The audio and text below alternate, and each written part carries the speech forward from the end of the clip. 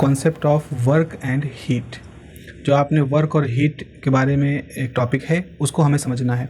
यहीं से हमारे पास एक रास्ता जाएगा जहाँ से हम फर्स्ट लॉ ऑफ थर्मोडायनेमिक्स को भी डिस्कस करेंगे। तो आप अगर फर्स्ट लॉ ऑफ थर्मोडायनेमिक्स को समझना चाहते हैं कि आखिर इस तरह के लॉ को डेवलप कैसे किया गया, क्यों किया गया, तो उसको उसकी जो भूमिका है वो आज के ही लेक्चर से शुरू होगी। तो सबसे पहले तो आप ये समझ लें कि जो वर्क और हीट है ये ऐसे म्यूचुअल कन्वर्टिबल कॉन्सेप्ट्स हैं जिन्होंने कि थर्मल फिजिक्स की आधारशिला रखी है। मतलब आज हो सकता है हमें लगता हो कि नहीं सर, वर्क और हीट को तो हम समझते हैं, तो 11th क्लास में ही हमें पढ़ा दिया गया है और हमें अच्छी तरह से बताया गया है, NCERT SC वर्ग में बहुत अच्छे से दिया गया है। बट ये जो समझ हमारी है जो आज के डेट में है ये हमारी हमेशा से नहीं थी। हमने बहुत ही मतलब जद्दोजहद करके इसको डेवलप किया है। तो ये आपको समझना है कि वर्क और हीट जो होते हैं वो कुछ यूनिक तरह के एनर्जी ट्रांसफ़र के मोड हैं। मतलब वर्क करके हम एक तरह की एनर्जी ट्रांसफ़र करते हैं, ऐसे ही हीट से भी हम एक तरह की एनर्जी को ट्रांसफ़र करते हैं। और इन दोनों की जो यूनिट होती है, चाहे वर्क की यूनिट हो चाहे हीट की यूनिट हो, इनकी यूनिट जूल ही होती है। अब आपको मालूम होगा कि जूल जो है वो एक वैज्ञानिक थे, वैज्ञानिक तो नहीं कह सकते हैं, वो एक मूल रूप से एक व्यवसायी थे जिनका विज्ञान में बहुत इंटरेस्ट था। तो उन्होंने इसकी डेवलपमेंट किया था। तो आप देख रहे हैं ये हमारे हैं जेम्स प्रेस्कॉट जूल। जो मूल रूप से इनके जो पिताजी थे वो एक बियर बनाने वाली कंपनी के मालिक थे, और जो जूल भी थे वो अपने पिता के इस बिजनेस को संभाल रहे थे।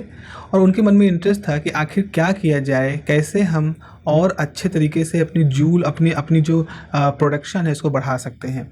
तो इसके लिए उन्होंने इलेक्ट्रिक करंट के ऊपर भी काम किया था। इसलिए आपको इलेक्ट्रिसिटी में भी जूल इफ़ेक्ट दिखाई पड़ता है, जहाँ वो बैटरी के साथ काम करते हैं और जूल इफ़ेक्ट खोजते हैं। साथ ही साथ वो और जब आगे इंटरेस्ट होता है तो वो हीट के बारे में भी बात करना शुरू करते हैं, सोचना शुरू करते हैं कि आखिर हीट को कैसे हम कह सकते हैं, वर्क को हम कैसे कह सकते हैं। क्योंकि बियर बनाने के लिए तमाम ऐसी मशीनें थी जिसमें कि वर्क होता था और उसमें हीट भी जनरेट होती थी। तो इस तरह से हम देखते हैं कि एक पैडल व्हील एक्सपेरिमेंट होता है। आप देखो इस डायग्राम के अंदर ये जो पैडल व्हील है, ये पैडल व्हील एक्सपेरिमेंट है जो कि बड़ा फेमस एक्सपेरिमेंट हुआ है। और इससे जूल ने एक इक्विवेलेंस समतुल्यता सिद्ध की है कि जो आपका वर्क होता है वो कैसे हीट के साथ जुड़ा है। W नोटेशन वर्क का है और Q नोटेशन हीट का है। चलिए आगे बढ़ते हैं। अब सबसे पहले बहुत डिटेल में जाने से पहले हम ये समझ लें कि अगर आपके जो गैस मॉलिक्यूल हैं वो क्या करते हैं, वो रैंडमली मूव करते रहते हैं। मतलब अगर आपके पास एक बॉक्स है तो जो गैस मॉलिक्यूल है वो कभी यहाँ टक्कर मारेगा, कभी इधर टक्कर मारेगा, कभी इधर टक्कर मारेगा, कभी कहीं जाएगा, वो बिल्कुल रैंडमली मूव करते रहते हैं। और चूँकि बहुत सारे गैस मॉलिक्यूल होंगे तो सब कोई इस दिशा में, कोई किधर दिशा में, कोई किधर दिशा में चलेगा। ये काइनेटिक थ्योरी की बातें हैं। तो जब ये टक्कर मारते हैं, आप देखो इसे मान लो ये दीवार है, एक मॉलिक्यूल यहाँ आया, टक्कर मार के वापस लौट गया। तो जब टक्कर मारा तो उसका मोमेंटम p था और जब लौटा तो उसका मोमेंटम -p था। यानी इस पूरी प्रोसेस के दौरान कितना मोमेंटम का ट्रांसफ़र हुआ, p - p यानी कि 2p मोमेंटम का ट्रांसफ़र हुआ। और मान लो इसमें लगा हुआ समय डेल्टा t है, तो अगर आप इसको डेल्टा t से डिवाइड करोगे तो आपको एक फोर्स मिल जाएगा और इसका कुछ ना कुछ एरिया होगा, तो फोर्स अपॉन एरिया निकालोगे तो प्रेशर मिल जाएगा। कहने का मतलब ये है कि जो गैस मॉलिक्यूल होते हैं जो लगातार टक्कर मार रहे होते हैं गैस की दीवारों पर, तो जब ये गैस मॉलिक्यूल गैस की दीवार पर अंदर ही अंदर टक्कर मारेंगे तो देखो भले रैंडम हो, कोई दाएँ जाए कोई बाएँ जाए, लेकिन कभी ना कभी ऐसे बहुत सारे मॉलिक्यूल होंगे जो एक साथ इस गैस की मतलब मान लो ये क्या है, एक पिस्टन है, इस पिस्टन की दीवार पे आके टकरा रहे होंगे। तो जब ये गैस मॉलिक्यूल इस पिस्टन की दीवार पे टकराते हैं तो बाहर से जो एटमॉस्फेरिक प्रेशर लग रहा है उसके खिलाफ ही अपना अंदर से एक प्रेशर लगाते हैं। तो इस तरह से ये एक प्रोसेस है जो कि काइनेटिक थ्योरी कहता है। क्लॉसियस भी इसको एक्सप्लेन करते हैं कि इस तरह से हम प्रेशर को डिफाइन कर सकते हैं। तो यहाँ पर काइनेटिक थ्योरी की एक बात हम लोग कह रहे हैं। काइनेटिक थ्योरी जो होती है, काइनेटिक थ्योरी में ऐसा माना जाता है कि गैस मॉलिक्यूल लगातार गति करते रहते हैं तो उनके अंदर काइनेटिक एनर्जी होती है गैस मॉलिक्यूल, और इसी काइनेटिक एनर्जी की वजह से टेम्परेचर होता है। पहली बात तो ये मानती है, काइनेटिक थ्योरी बताती है। दूसरा, ये जो गैस मॉलिक्यूल लगातार अंदर ही अंदर दीवारों पर टक्कर मारते हैं, इसकी वजह से प्रेशर का गुण यहाँ पर होता है।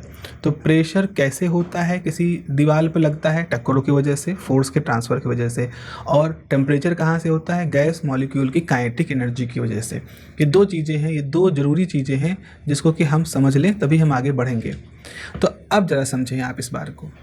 तो अब अगर आप देखो, अगर गैस मॉलिक्यूल जो कि लगातार अंदर ही अंदर गैस की दीवारों पे टक्कर लगा रहे हैं, जिसकी वजह से क्या हो रहा है, ये गैस के पिस्टन को ऊपर की तरफ पुश करना चाहते हैं, तो आप यहाँ पे कह सकते हो कि जब गैस एक्सपैंड करती है, it pushes the piston upward. तो जब गैस यहाँ से बाहर, मतलब गैस के मॉलिक्यूल जब एक दूसरे से दूर जाना चाहेंगे, जिसको हम कहेंगे गैस एक्सपैंड हो रही है, तो जब गैस एक्सपैंड करती है तो क्या करती है, मॉलिक्यूलों, ये जो गैस के पिस्टन इसको ऊपर की तरफ ढकेलती है। So due to gas pressure की वजह से, तो हम कह सकते हैं कि यहाँ पे वर्क कर रही है, गैस मॉलिक्यूल एक वर्क कर रहे हैं, और ये वर्क जो है एक ऑर्डर्ड मॉलिक्यूलर मोशन के साथ जुड़ा हुआ है। ऑर्डर्ड क्यों? क्योंकि ऐसा हो रहा है कि किसी समय, एक ही समय में बहुत सारे ऐसे मॉलिक्यूल हैं जो आकर के इस गैस की इस पिस्टन से टकरा रहे हैं ताकि सिलेंडर ऊपर की तरफ जाए, इस पिस्टन जो है सिलेंडर के अंदर ऊपर की तरफ जाए। तो उनका वो जो ऑर्डर्ड तरीका है, ऑर्डर मतलब एक दिशा में जो एक साथ ये टक्कर मार रहे हैं, इसकी वजह से हमारे पिस्टन के ऊपर जाएगा और इसकी वजह से हमारा एक वर्क होगा। तो आपको यहाँ पर ये समझ लेना है कि जो वर्क का कॉन्सेप्ट है वो किसके साथ जुड़ा है, एक ऑर्डर के साथ जुड़ा है। जहाँ पर कोई ऑर्डरनेस हो, जहाँ पर रैंडमनेस ना हो, ऑर्डरनेस हो, चीज़ें एक दिशा में काम करें। जैसे आप हो, आपके पास एक कोई ब्लॉक है, अब उस ब्लॉक पे आप लगा रहे हो, पूरी ताकत लगाए पड़े हो, ठीक है, आप पूरा ताकत इस पर ढकेले पड़े हो इसको, तो आप फोर्स लगा रहे हो और फोर्स की वजह से ब्लॉक जो है अपनी जगह से खिसक के आगे जा रहा है। कितना डिस्टेंस कवर कर रहा है, dx डिस्टेंस। तो आप वर्क कितना लगा रहे हो, F इंटू dx। ये आप तभी ऐसा कर पाए जब आपने एक दिशा में इसके ऊपर फोर्स लगाया ताकि ये डिस्प्लेसमेंट हुआ। तो इस तरह से जो वर्क होता है वो किसके साथ जुड़ा हुआ है, work is associated with the order. आप इस डेफिनेशन को यहाँ पर लिख सकते हो। अब बात आती है हीट की। हीट क्या है? तो heat is the transfer of energy due to the temperature difference between the two systems, और between the system and boundary, ऐसे लिख सकते हैं, और बिटवीन सिस्टम एंड बाउंड्री, और बिटवीन सिस्टम एंड बाउंड्री। तो यहाँ पर सबसे खास बात आपको समझनी है कि टेम्परेचर किस टर्म के साथ जुड़ा है, टेम्परेचर जुड़ा है काइनेटिक एनर्जी के साथ, और काइनेटिक एनर्जी मतलब होता है वो काइनेटिक एनर्जी जुड़ी होती है वेलोसिटी के साथ। तो आप ये कह रहे हो हीट क्या होती है, हीट ट्रांसफर ऑफ एनर्जी है ड्यू टू टेम्परेचर डिफरेंस। तो अगर मान लीजिए हमारे पास एक सिस्टम ये है जिसके अंदर बहुत सारे मॉलिक्यूल हैं और ये मॉलिक्यूलों की काइनेटिक एनर्जी बहुत ज़्यादा है, इसकी काइनेटिक एनर्जी मान लो 100 यूनिट है, तो इसी हिसाब से इसके अंदर एक टेम्परेचर होगा। उसके बगल में आपने एक सिस्टम और रख रखा है जिसकी जो काइनेटिक एनर्जी है मान लो 80 है, तो यानी उसका टेम्परेचर कम है। तो जब ऐसा है, दो सिस्टम रखे गए हैं, तो इनके बीच में अपने आप हाई टेम्परेचर से लो टेम्परेचर की तरफ हीट का फ्लो होगा, एनर्जी का फ्लो होगा, जिसको हम हीट कहेंगे। तो अपने आप हाई टेम्परेचर जहाँ हाई है और जहाँ टेम्परेचर लो है, तो हाई से लो की तरफ एनर्जी का ट्रांसफ़र होता है। और ये ट्रांसफ़र कैसा होता है, स्पॉन्टेनियस होता है। स्पॉन्टेनियस मतलब अपने आप होता है। तो इसकी वजह से क्या होता है कि इधर, अब भाई इधर टेम्परेचर कम था, तो टेम्परेचर कम होने की वजह से काइनेटिक एनर्जी भी कम थी, यानी कि रैंडम मोशन जो था वो पहले कम था, लेकिन जैसे हीट का ट्रांसफ़र होता है, जैसे टेम्परेचर इधर बराबर करने के लिए हीट का फ्लो होता है, वैसे काइनेटिक एनर्जी बढ़ने लगती है, रैंडमनेस बढ़ने लगती है। तो यहाँ पर आपने क्या देखा, heat is the transfer of energy due to the temperature difference, temperature difference की वजह से। और जो ये जो फ्लो होता है ये स्पॉन्टेनियस होता है, रैंडम होता है और लेस यूजफुल होता है, क्योंकि रैंडम मोशन ना, आप इस डायग्राम में देखो, ये सारे जो मॉलिक्यूल है क्योटिक मोशन कर रहे हैं। क्योटिक मतलब जिनका कोई ऑर्डर नहीं, एकदम बखलिया करके एकदम हड़बड़ी में चारों तरफ मोशन कर रहे होते हैं। तो इस तरह से हम ये कह रहे हैं कि हीट जो है वो किसके साथ जुड़ा हुआ है, हीट आपके साथ जुड़ा हुआ है रैंडमनेस के लिए, रैंडमनेस के साथ जुड़ा हुआ है। और वर्क किसके साथ जुड़ा हुआ था, वर्क जुड़ा हुआ था ऑर्डरनेस के साथ में। तो ये दो अलग अलग तरह की स्थितियां दिख रही हैं, हीट एक अलग तरह की स्थिति दिख रही है, वर्क एक अलग तरह की स्थिति दिख रही है। अब इस चीज़ को जरा समझें, तो अगर हीट को आप ये कह रहे हो, heat is the transfer of energy due to temperature difference between the two system और between system and boundaries, so this flow is spontaneous nature, random and less useful. क्यों लेस यूजफुल? क्योंकि ये क्योटिक मोशन होता है। तो इसका मतलब है कि both work and heat are not form of energy. ये समझिए, इस सर्किल में कह रहा हूँ कि वर्क कोई एनर्जी का तरीका नहीं है, वर्क एनर्जी का रूप नहीं है, कि वर्क कोई रूप नहीं है एनर्जी का, कि भाई वर्क एक एनर्जी है, या हीट जो है वो एनर्जी का रूप नहीं है। आप क्या कहते हो, जब आपके पास एक सिस्टम X है, एक दूसरा सिस्टम Y है, जब ये दोनों एक दूसरे से मैकेनिकल इंटरेक्शन करते हैं, मतलब इसमें फोर्स का इन्वॉल्वमेंट होता है, प्रेशर का इन्वॉल्वमेंट होता है, तो हम कहते हैं कि एक बॉडी ने दूसरी बॉडी के ऊपर वर्क किया, या दूसरी बॉडी ने पहली बॉडी के ऊपर वर्क किया। ऐसे ही अगर इन दोनों के बीच में काइनेटिक एनर्जी अलग है, गैस फेज में है, दोनों काइनेटिक एनर्जी अलग है, ये कह लो एक का टेम्परेचर हाई है, एक का टेम्परेचर लो है, तो हीट क्या होगी, हाई टेम्परेचर से लो टेम्परेचर की तरफ एनर्जी को ट्रांसफ़र करेगी। सो हीट थर्मल इंटरेक्शन को रिप्रेजेंट करती है। सो आप ये समझ लीजिए कि वर्क हीट एनर्जी नहीं है, हीट एनर्जी नहीं है, बल्कि ये एक तरह से एक मैकेनिज़्म है। वर्क और हीट एक तरह की प्रक्रिया हैं जिनके थ्रू हीट का ट्रांसफ़र होता है, जिनके थ्रू एनर्जी का ट्रांसफ़र होता है। देखो हम ये थोड़ा सा टेक्निकल है, ये थोड़ा कंफ्यूजिंग टॉपिक है, मैं भी कोशिश कर रहा हूँ इसको समझाने की कि वर्क हम ये कभी नहीं कहेंगे कि हमारे सिस्टम के अंदर कितना वर्क है। क्या आप कभी कहोगे कि मेरे अंदर कितना वर्क है? नहीं कहोगे। और ना आप कह सकते हो कि मेरे अंदर कितना हीट है। हम कभी भी ये नहीं कहेंगे कि हीट स्टोर्ड, किसी सिस्टम के अंदर हीट स्टोर नहीं हो सकती है, किसी टेम्परेचर के अंदर हीट का स्टोर नहीं हो सकता। आप ये कहोगे अगर आपके पास एक सिस्टम ए है, एक सिस्टम बी है, एक का टेम्परेचर मान लो ज़्यादा है, एक का टेम्परेचर कम है, तो आप कहोगे कि heat is flowing from higher temperature to lower temperature, और इसका रिजल्ट क्या होगा कि थोड़ी देर बाद ये दोनों टेम्परेचर बराबर हो जाएंगे, ए का टेम्परेचर बी के टेम्परेचर बराबर हो जाएंगे। तो इसका मतलब heat is energy in motion. तो हीट हम किसी बॉडी के अंदर स्टोर ये नहीं कहेंगे, हम कहेंगे heat enter, heat outcome, heat out जा रही है, हीट इन जा रहा है। तो यहाँ पर हो रहा है कि both work and heat are not the form of energy. This is very important thing. Heat and work are not the form of energy stored within a system, but they are the mechanism for transferring the energy into or out of the system. किसी system से energy का बाहर जाना, mechanical process से बाहर जा रहा है तो हम कहेंगे वर्क हो रहा है, वर्क कर रहा है, और अगर थर्मल प्रोसेस से जा रहा है तो हम कहेंगे कि हीट का फ्लो हो रहा है। तो ये मत कहिएगा कि हीट और वर्क फॉर्म ऑफ एनर्जी है। चलिए, अब जब दो तरह की पॉसिबिलिटी है, मतलब कोई सिस्टम है ए, इसके द्वारा कार्य किया जा रहा है, या सिस्टम के ऊपर कार्य किया जा रहा है। ऐसे ही कोई सिस्टम है बी, उसमें से हीट टेम्परेचर मतलब हीट बाहर जा रही है, बी से बाहर जा रही है, या हीट बाहर से बी के अंदर आ रही है। तो चार पॉसिबिलिटी बनी। वर्क सिस्टम के द्वारा वर्क किया गया, सिस्टम के ऊपर वर्क किया गया, सिस्टम से हीट बाहर गई, सिस्टम के अंदर हीट एंटर की। तो इसलिए हमें यहाँ पर एक साइन रूल पढ़ना पड़ेगा कि साइन रूल क्या है। जरा से इस कार्टून को देखो, यहाँ पर हमारे पास एक पहिए लगी हुई एक कार्ट है, एक मतलब आप कार्ट मतलब क्या होता है, एक गाड़ी जैसी है, टोकरी जैसी में पहिए लगे हैं, और ये एक इंसान, इसको हम एजेंट कह रहे हैं। तो हमारा जो एजेंट है वो क्या कर रहा है, हमारी इस गाड़ी को ढकेल रहा है। तो एजेंट ने किस पे काम किया, सिस्टम पे। अब गाड़ी हमारा सिस्टम है, तो यहाँ पर हम कहेंगे कि now the work is done by the system. भाई sorry, work is done on the system, यानी कि इस कार्ट के ऊपर, इसको हम कार्ट कहते हैं, इस कार्ट के ऊपर किसी बाहरी एजेंट के द्वारा काम किया गया। तो यहाँ work done on the system है, तो इस वजह से ये इसको हम पॉजिटिव मानेंगे। तो ऐसे वर्क को हम पॉजिटिव मानेंगे जो सिस्टम के ऊपर होता है। So work done on the system is always consider positive. दूसरा क्या है, ये गाड़ी है, ये सिस्टम है, ये सिस्टम आकर के किसी इंसान से टकरा गई, तो यहाँ सिस्टम ने उस एजेंट पे काम किया। एजेंट मतलब वो बाहर का व्यक्ति जिसकी बात हम कर रहे हैं। तो हमारे सिस्टम ने एजेंट पे काम किया, यानी वर्क किसने किया, work is done by the system. तो जब सिस्टम वर्क करता है तो उसको कैसे माना जाता है, निगेटिव माना जाता है। तो साइन रूल क्या कहता है कि if the work is done on the system then it is of positive nature, and if the work is done by the system then it is always of negative nature. इसे आप देख लें, यहाँ पर लिखा है, देखो, if the work is positive when the work is done on the system. इसको नोट कर लीजिएगा, जब हम इनपुट दे रहे हैं सिस्टम में, उसके ऊपर कार्य कर रहे हैं, work done on the system है, तो उसको पॉजिटिव मानेंगे।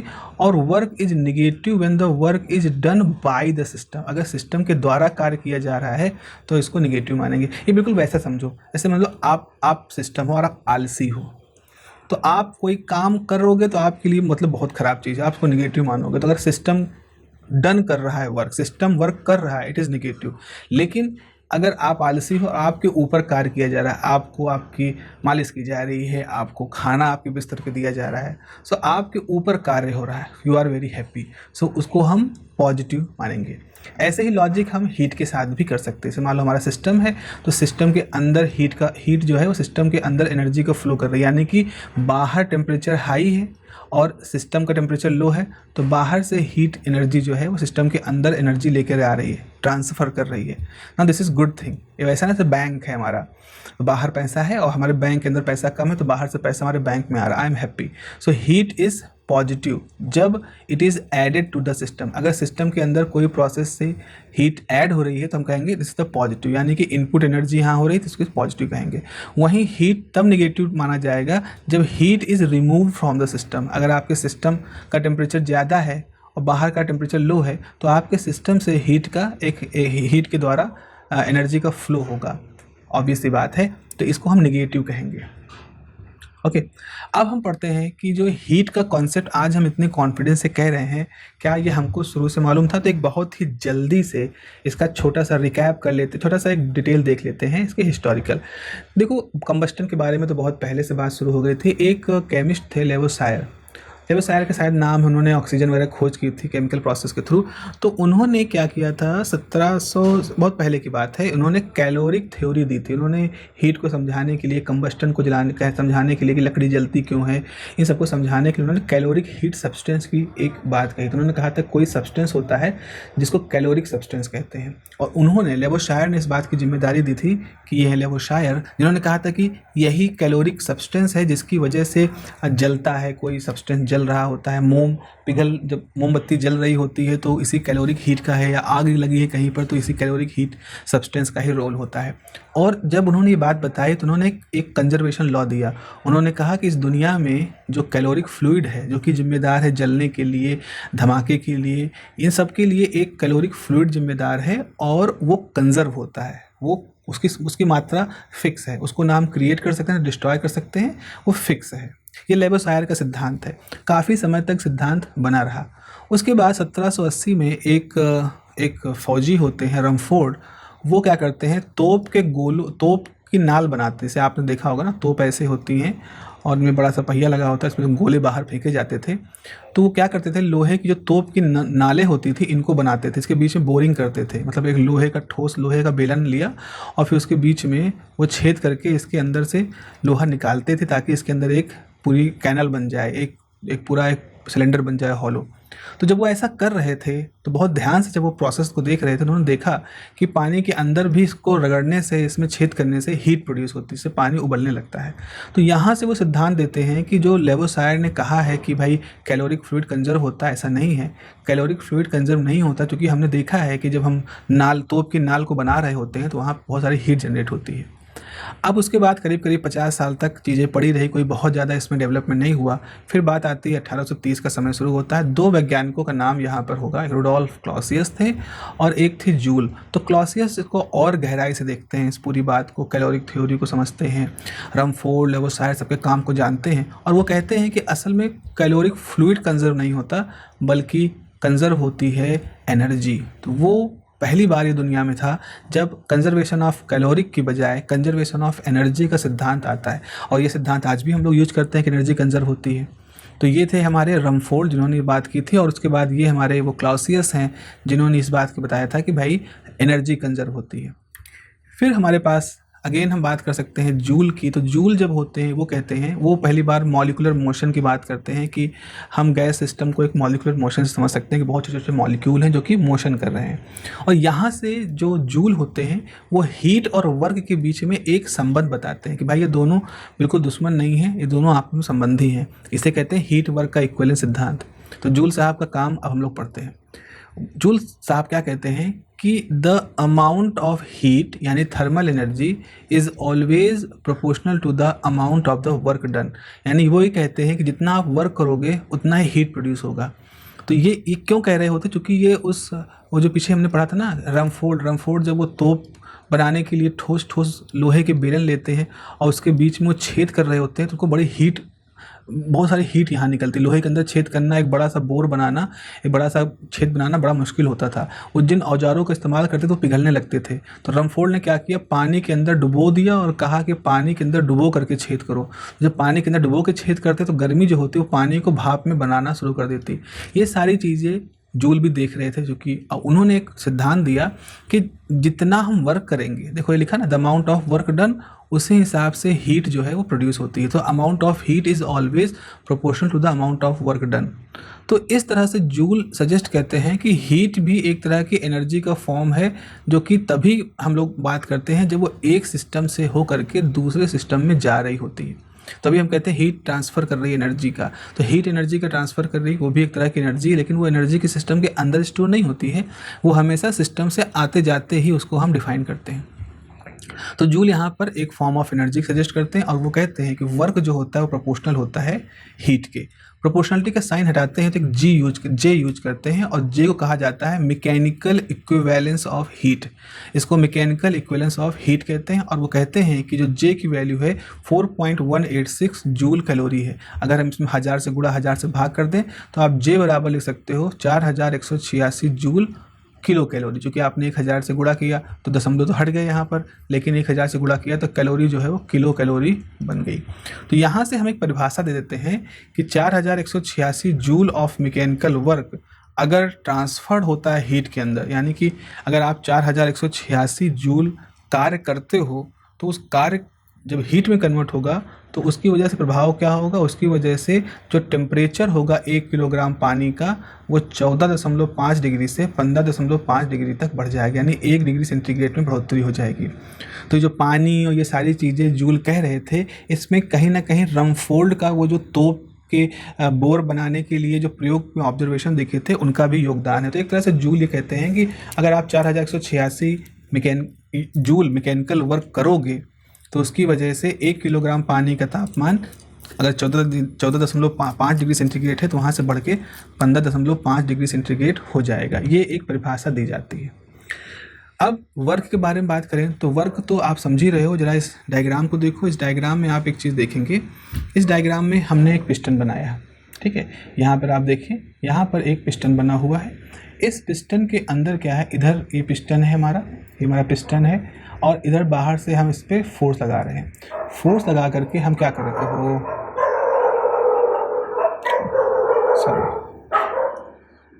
तो यहाँ से हम फोर्स अप्लाई कर रहे हैं। तो फोर्स अप्लाई करने से क्या होगा कि पिस्टन अंदर की तरफ जाएगा तो कितना डिस्प्लेसमेंट हो रहा है, dx डिस्प्लेसमेंट हो रहा है।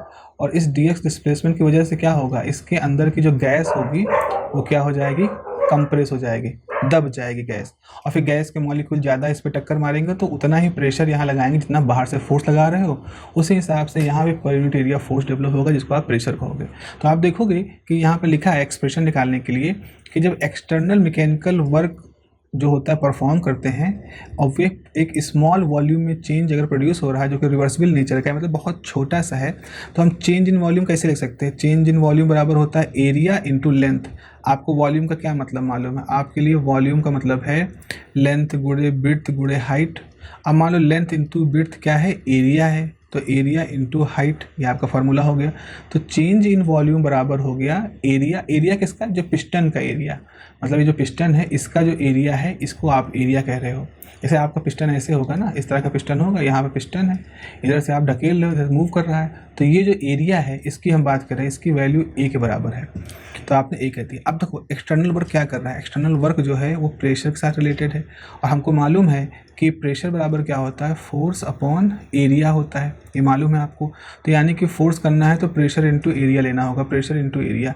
नेगेटिव साइन यहाँ पर ये शो कर रहा है कि हम यहाँ पर जो फोर्स लगा रहे हैं वो कंप्रेस कर रहा है। तो गैस आपका क्या है, गैस आपका सिस्टम है और आप सिस्टम को कंप्रेस कर रहे हो, सिस्टम के ऊपर कर रहे हो, तो आप work done on the system की बात कर रहे हो। गैस अगर सिस्टम है तो आपने उसके ऊपर वर्क कर रहे हो, तो ठीक है। तो उस कंप्रेशन को शो करने के लिए हमने नेगेटिव साइन शो कर दिया। अगर change in the position dx है तो वर्क डन कितना होगा, वर्क डन बराबर होगा फोर्स इंटू डिस्टेंस, तो minus P D A dx हो जाएगा, तो dw यानी कि वर्क डन हो जाएगा माइनस पी डी वी हो जाएगा। p into A D x बराबर कितना हो गया, चेंज इन वॉल्यूम, तो डी वी हो गया। नेगेटिव साइन यहाँ पर लगा रहेगा। अब देखिए अगर हम टोटल वर्क डन की बात करें तो आपने पढ़ा है कि डी डब्ल्यू बराबर है माइनस पी डी वी, लेकिन अगर आपको टोटल वर्क डन निकालना है, टोटल वर्क डन मतलब जब वॉल्यूम V1 से लेकर के जब वॉल्यूम VF था, तो ये हो जाएगा टोटल वर्क डन बराबर माइनस पी डी वी। अब आप कहोगे सर ये निगेटिव साइन यहाँ पे क्यों रखा है, तो ये जो निगेटिव साइन है ये साइन रूल को फॉलो करने के लिए रखा गया है। अब आप कहोगे साइन रूल का क्या मतलब सर, हमने क्या कहा था, वर्क हमेशा पॉजिटिव होगा अगर वो ऑन द सिस्टम है, यानी आपके सिस्टम पे अगर वर्क हो रहा है तो वर्क हमेशा पॉजिटिव होगा। तो आप खुद ही सोचो, इस सिस्टम के अंदर गैस हमारा सिस्टम है हमने गैस के ऊपर एक पिस्टन लगा रखा है। पिस्टन को जब आप प्रेस करते हो तो पिस्टन अंदर जाता है, इससे गैस जो होती है कंप्रेस होती है, तो वॉल्यूम क्या होता है, वॉल्यूम कम होता है। वॉल्यूम कम होने का मतलब dV की वैल्यू निगेटिव होती है।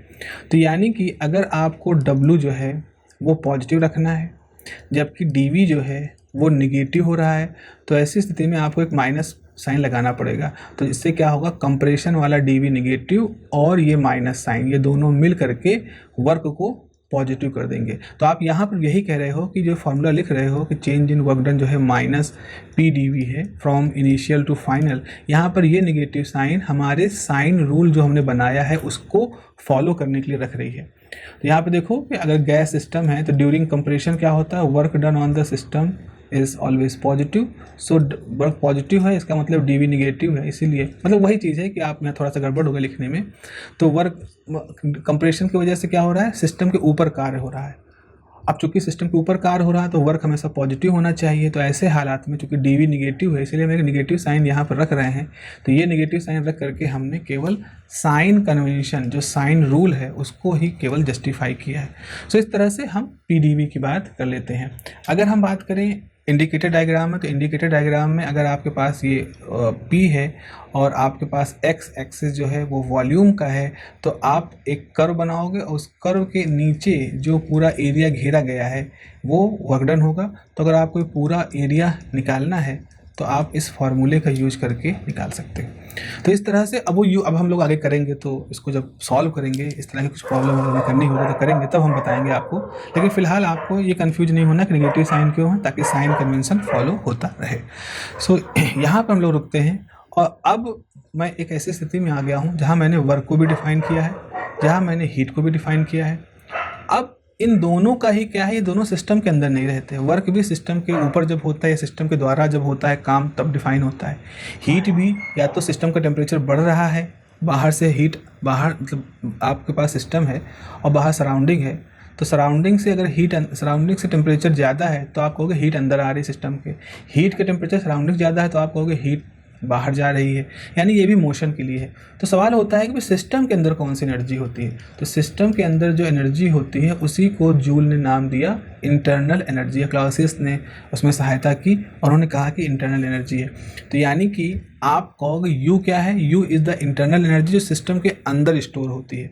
वर्क डन एक मैकेनिकल इंटरेक्शन है, क्यू एक थर्मल इंटरेक्शन है और यू क्या है, you is the energy store. तो फर्स्ट लॉ ऑफ थर्मोडायनेमिक्स में हम इन तीनों के बीच का एक संबंध देखते हैं, कैसे किया गया कार्य, वस्तु के ऊपर किया गया कार्य, वस्तु के अंदर क्या एनर्जी स्टोर होती है और फिर उसके टेम्परेचर में कैसे बदलाव होता है, हीट कैसे बदलाव होता है, इन सबका एक इंटर रिलेशन है। तो फर्स्ट लॉ ऑफ थर्मोडायनेमिक्स हमको यही इंटर रिलेशन बताता है यू, वी और क्यू के बीच में। तो अगले टॉपिक में हम लोग उसी बात को पढ़ेंगे।